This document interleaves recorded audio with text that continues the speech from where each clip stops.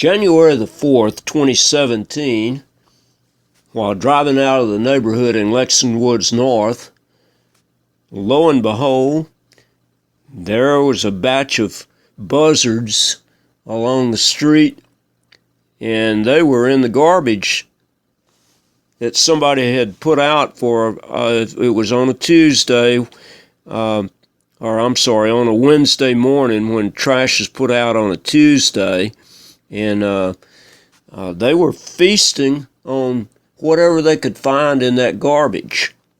And there was a whole bunch of them. This was, I stopped my car, got out, and looked to see if I could get a better picture of them, in which I did.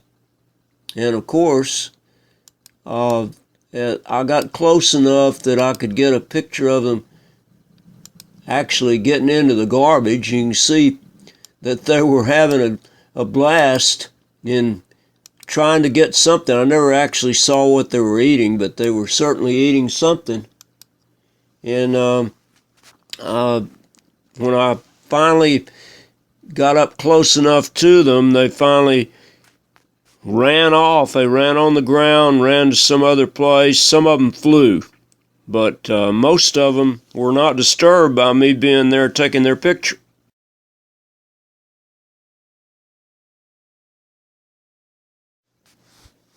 Driving out of the neighborhood on January the 27th, looked up in, there were two buzzards actually on a lamp. They were sitting there watching. I couldn't tell if they were asleep or awake, but they didn't move when they saw me. And immediately I looked up into a tree, and there was a whole flock of buzzards. And I think this was perhaps on a Wednesday. I can't remember for sure, but if they were waiting for that same batch of garbage like had been put out before, so they thought they had found them a supply of food. And I looked up into the tree, and there was actually a whole flock of buzzards up in the tree. They were looked like they were asleep, but I couldn't really tell for sure. Almost a month later, February the 21st, I'm driving out of the neighborhood, and I see a buzzard by himself, a lonesome buzzard, and he's laying on the pavement of somebody's driveway. And so I stopped my car, and I figured, well, this is going to be perhaps a good picture to get a picture of. So as I approached him, he started to stir just a bit, and when I got close enough to him, he began to walk away. And I noticed something about him. If you look at one of those pictures, see, you can tell this spot on his wing, and I think I couldn't tell for sure at that point in time, but when I saw him later on, he was not able to fly. So apparently this buzzard had been injured, and for my first time in my life dealing with buzzards, I actually felt sorry for a buzzard. You can see him, he finally scurried off of the sidewalk, off the driveway, and started into the yard, and he was scurrying out of there in a hurry as fast as his buzzard legs would carry him. I have named this buzzard Bucky the Buzzard, because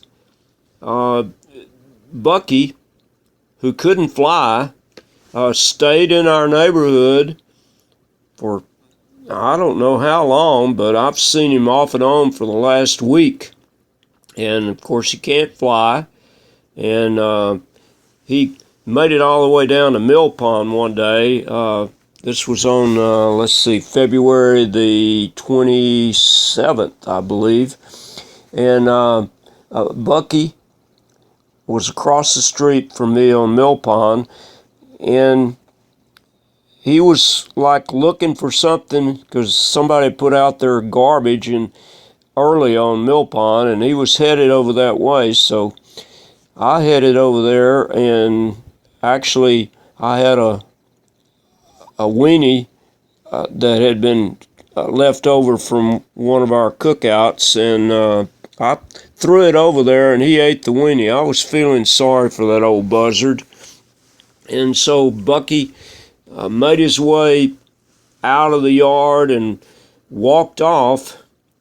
The next day, I tried to find Bucky so I could give him some scraps, and I haven't seen him. This is, like into March the 1st, and Bucky has disappeared.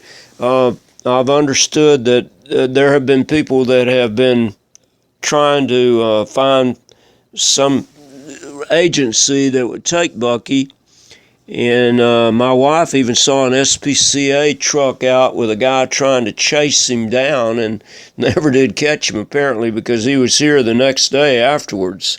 But on February the 28th, I never saw Bucky.